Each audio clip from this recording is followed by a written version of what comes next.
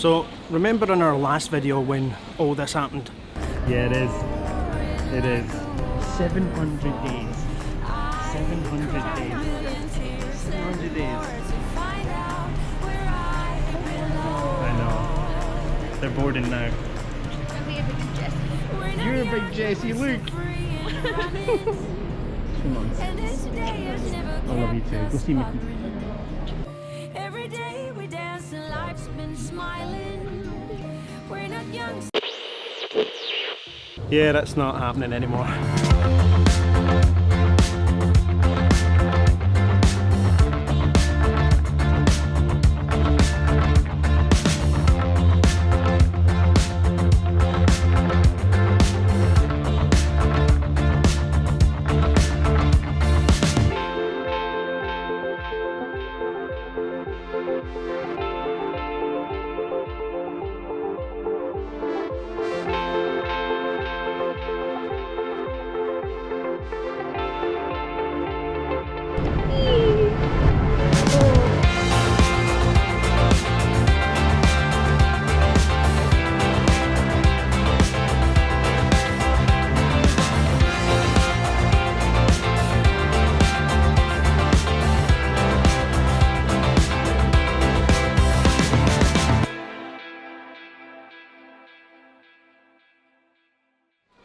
Ladies and gentlemen, welcome back to another episode of Go Before You Don't, and welcome to Canada.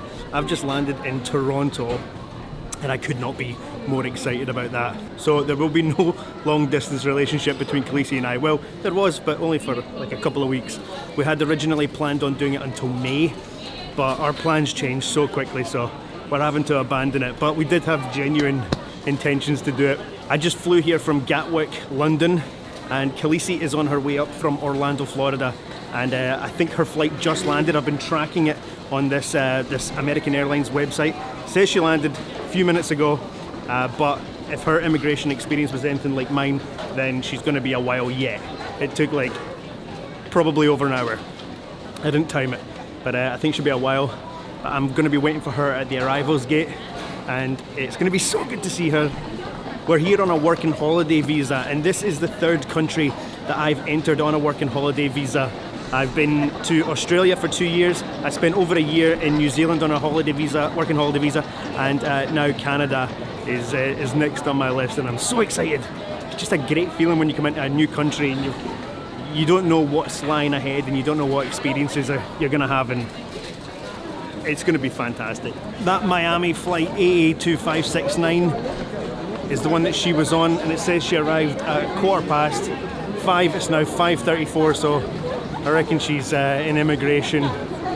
Hopefully she gets out faster than I did, because I was in there for a while. Standing at the arrivals gate at an airport always reminds me of that opening scene in Love Actually, where he talks about the arrivals gate at Heathrow Airport, and it's just so nice to see people hugging and being reunited after however long. It's a nice atmosphere. I do enjoy it. Kalisi just messaged me on Facebook to say that that's her in the immigration line, and she says the queue is massively long, insanely long, I think is her exact words. So I might be out here for another hour or so waiting for her. Might go and grab another coffee.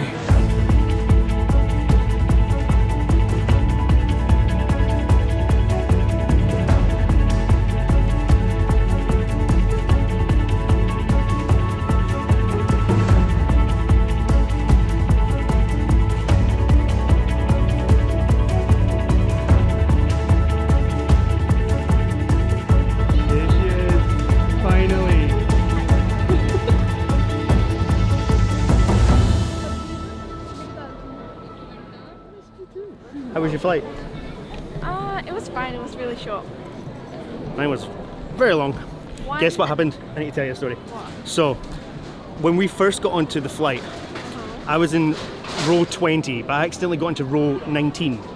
So I started unpacking. Classic. I started unpacking my stuff, like my laptop and my hard drive. My hard drive. That's the part of the story that you need to remember. You lost it. I did lose it, but I have it. Oh my god! Okay, so here's the story. I'm taking everything out of my bag, and then I realise I'm in the wrong row, and the people who are sitting there want their seats. So I'm like, ugh, and I start passing things over to my actual row where I was supposed to be. So anyway, I was like oh, where's my hard drive? Huh, couldn't find it. I was like, maybe I just left it in the bag. So, luckily I checked and it wasn't in the bag. So I had 2 rows of people on this airplane looking for this hard drive. Because I was like, oh, it must be, I thought I would have put it in the little pockets in the back of the seats. No, not in there, not down the side of the seats, nowhere. No one could find it. I searched my bag, it's not in the bag. We've got 2 hours. Freak out? Yes, I was freaking out. We've got 2 hours to go on this flight and I cannot find this hard drive anywhere. The good thing was I retraced all my steps, all my steps during this journey, and I knew I hadn't taken it out of the bag at all. So I was like, it's on this airplane. So my plan was to just wait until everyone got off the plane and then just do a big search. And I was like so gutted, I couldn't even relax for the last part of the journey. So anyway, then I go to put this jacket on because I'm thinking, oh, it'll be easier to just have the jacket on. It was in the sleeve! What? So what happened was, I had the jacket on the seat, I put the hard drive on the jacket, picked up the jacket and it slipped down the sleeve and got stuck at the bottom here. And I checked the pockets, but I didn't check the sleeves. Why would I? Oh my god. Honestly, couldn't believe it. I just went to put the jacket on and I was like, huh. Felt the sleeve and there was something hard in there and I was like, oh my god. Hard drive. And I thought I was going crazy. I was like, there's only like literally 5 places this thing could be. Well, my journey wasn't as eventful. I just sat down and took my seat like a regular passenger. Well, lucky you. Ready for the cold? We're stepping outside in Toronto for the first time and it's like minus 12. Oh my, wow. Oh, it's so cold in here. Oh, I can't even breathe. Hold on, let's get this ISO up. Look at this. It's so... Wow, it's literally like we just walked into a freezer. Like, you know one of those big walk-in freezers you get in a restaurant? Yeah. This is crazy. So cold. I literally can't breathe. Actually really hard to I know, breathe. wow. Alright, we're just gonna get an Uber. It feels like I'm like smoking, like... Yeah, well there's people smoking right next to us. Maybe you are smoking.